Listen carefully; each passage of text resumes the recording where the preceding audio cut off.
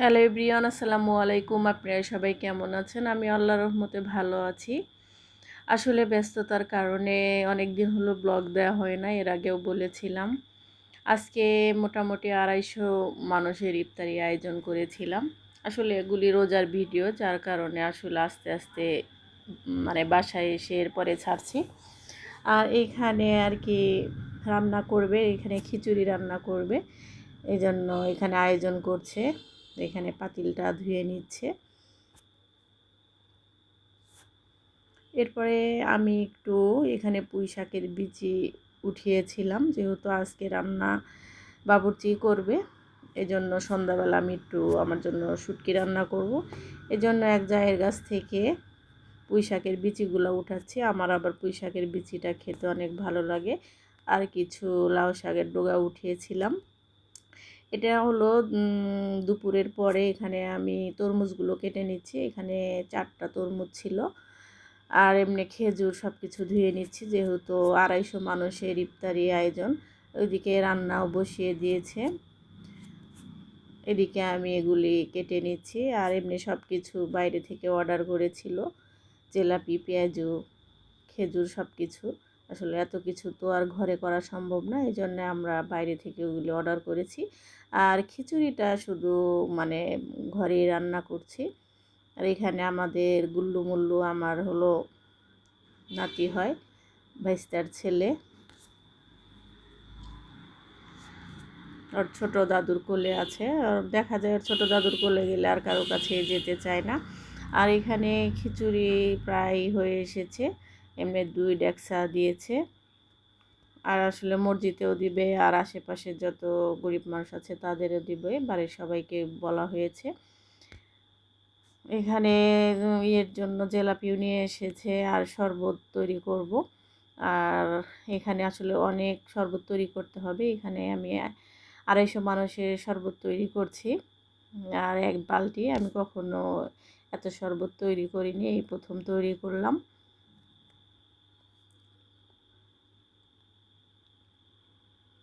আমার খুব মানে ভালো লাগছে যে এতগুলো শরবত। আর এখানে শশা কেটেছি, শশাও অনেকগুলো কেটেছি। শশা কাটা শেষ, আর বাকি যে একটু তরমুজ ছিল সেটা আমি শরবতের ভিতরে দিয়ে দিলাম। শরবতের ভিতরে দেওয়ার কারণে শরবতটা খেতে অনেক ভালো হয়েছিল। এখানে মানে অর্ধেক আমরা ছাদে উঠিয়ে নিব, আর অর্ধেক হলো মহিলারা ভিতরে বসবে। আর যেগুলি পুরুষ মানুষ আছে ওদের জন্য ছাদে করা হয়েছে।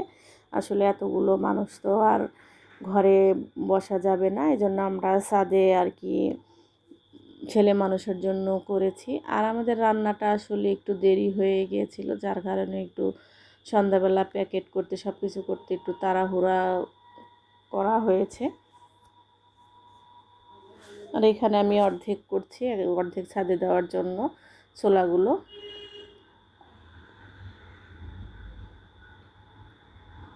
আর কিছু কিছু করে আস্তে আস্তে ছাদে উঠাচ্ছে।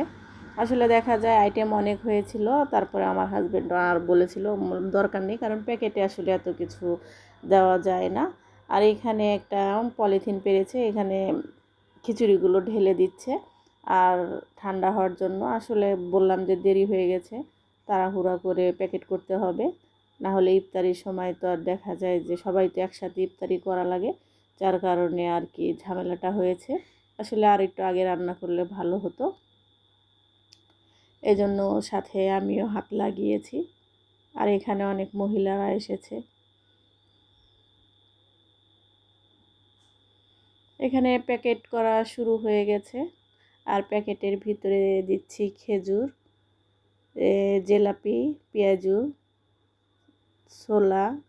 খালি যে এখানে তরমুজটা দিচ্ছি না, কারণ প্যাকেটে আবার তরমুজ দিলে দেখা যায় যে ভিজে উঠবে, সেজন্য তরমুজটা আমরা প্যাকেটে দিলাম না। আর এখানে বাটিতে যে মহিলাগুলো এসেছে তাদের জন্য বাটিতে দেওয়া হচ্ছে। আসলে আমার হাজব্যান্ড অনেক বছর পর রোজাতে এসেছে, এই জন্য আর কি ওর ইচ্ছা সবাইকে ইফতারি করাবে। তারপরে আমার শ্বশুর নেই, এই জন্য আরও চিন্তা করলাম যে একটু শ্বশুরের জন্য দোয়া করে নিই। আসলে দোয়াটা আসলে নিজেদের করলেই সবচাইতে ভালো। তারপরেও আসলে রোজার ভিতরে গরিব মানুষদের ইফতারি দিলে মানে নিজেদের কাছেও ভালো লাগবে।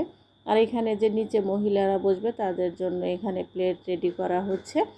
আর ছাদে এখানে সবার জন্য রেডি করা হয়েছে। আর এটা প্রায় সন্ধ্যার আগে সবাই ইফতারি করতে বসে গেছে। আর এখানে আমার বাড়ির পিছনে ভিউটা এরকম, দেখতে অনেক ভালো লাগছে। আর এখানে সবাই ইফতারি করা শুরু করেছে। মোটামুটি আলহামদুলিল্লাহ অনেক খাবার বেশি হয়েছিল, যেহেতু 250 মানুষের করেছিলাম, অনেক খাবার বেশি হয়েছে। পরবর্তীতে এগুলিও মানুষকে দেওয়া হয়েছে। আর এখানে আমরা নিচে আর কি বসেছি, সবাই একসাথে করছি। এই তো, যদি আজকে ভিডিওটি ভালো লেগে থাকে তাহলে অবশ্যই একটি লাইক দিবেন এবং আমার চ্যানেলের সাথেই থাকবেন। আল্লাহ হাফেজ।